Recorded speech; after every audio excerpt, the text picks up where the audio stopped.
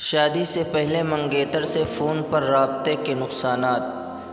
ہمارے معاشرے میں اکثریت شادی سے پہلے منگیتر سے فون پر بات کرتی ہے۔ جب انہیں روکا جاتا ہے، سمجھایا جاتا ہے تو جواب ملتا ہے کبھی کبھی کرتے ہیں۔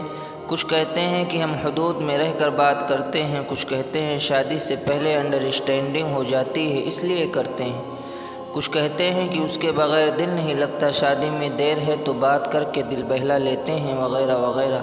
یقین جانیں یہ تمام دلائل ذرہ برابر وزن نہیں رکھتے۔ سیدھی بات ہے، ہمارا اپنے نفس پر کنٹرول ہی نہیں ہے۔ ہم خواہشات کے غلام بنے ہوئے ہیں، جو دل کہتا ہے وہ ہم کرتے ہیں۔ ضمیر کی آواز ہمیں نہیں آتی۔ کہتے ہیں منگیتر کے بغیر دل نہیں لگتا۔ ارے یہی تو آزمائش ہے، اپنے نفس کو مار کر اپنے آگے کی زندگی بنانی ہے۔ یہی تو امتحان ہے، ہم اللہ کے حکم کو اوپر رکھتے ہیں یا اپنی دلی خواہشات کو پورا کرتے ہیں۔ جہاں 20 سے 25 سال انتظار کیا، وہاں 1-2 سال انتظار کرنے میں کیا برائی ہے؟ لیکن نہیں، ہم تو اپنے نفس کی مانیں گے۔ ایک ساتھی کہنے لگا، کبھی کبھی کرتے ہیں۔ ارے جناب، کبھی کبھی بھی کیوں کرتے ہو میرے دوست؟ تمہارا یہ کبھی کبھی کسی دن گلے میں آ جائے گا، پھر ساری عمر ایک دوسرے کو طعنے دیتے پھرو گے کہ شادی کے بعد بہت بدل گئے ہو۔ ایک ساتھی نے کہا، انڈرسٹینڈنگ ہو جاتی ہے، جیسے کسی آسمانی مخلوق سے نکاح ہونے جا رہا ہو جو انڈرسٹینڈنگ کی انہیں ضرورت ہے۔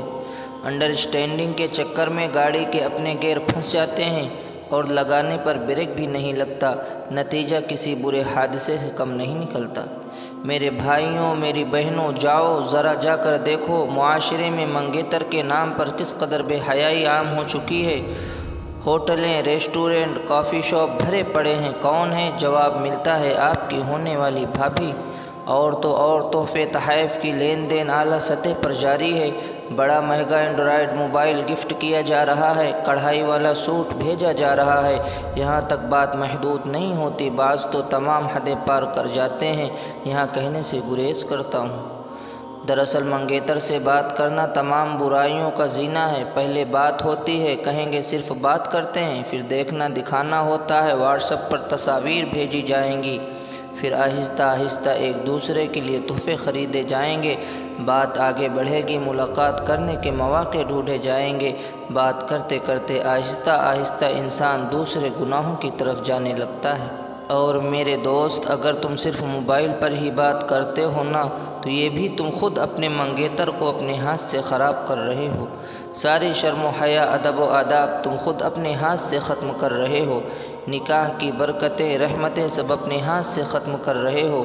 جو لوگ نکاح سے پہلے موبائل فون پر بات کرتے ہیں، نکاح کے بعد ان کی زندگی پر 100% اس کے اثرات مرتب ہوتے ہیں۔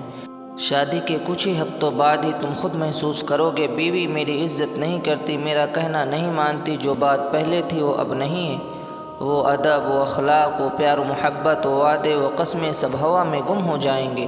لہذا میرے بھائیوں، اس چیز سے مکمل دور رہنا، اپنے نفس پر قابو پانا ہے۔ آپ کی ہی منگیتر ہے، کیوں اس سے بات کر کے اسے خراب کر رہے ہو؟ تھوڑا سا صبر کر لو، ذرا خدا تعالیٰ کی مہر لگ جانے دو۔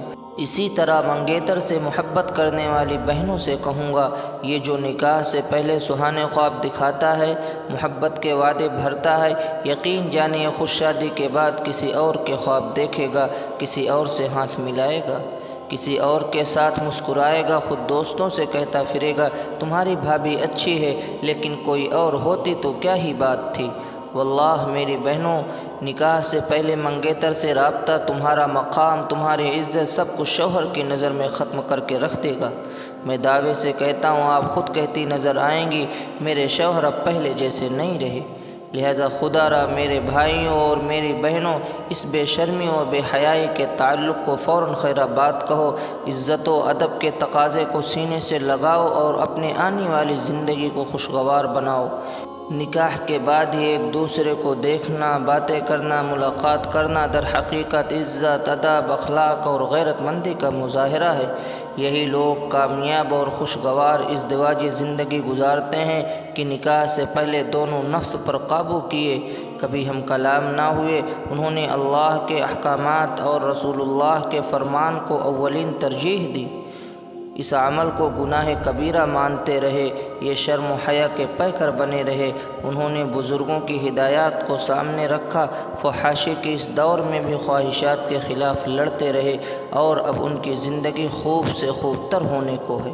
خدا گواہ ہے، بے شمار برکتیں اور رحمتیں ان کے نکاح کا انتظار کر رہی ہیں۔ اللہ تعالی ہم سب کو عمل کی توفیق عطا فرمائے، آمین یا رب العالمین۔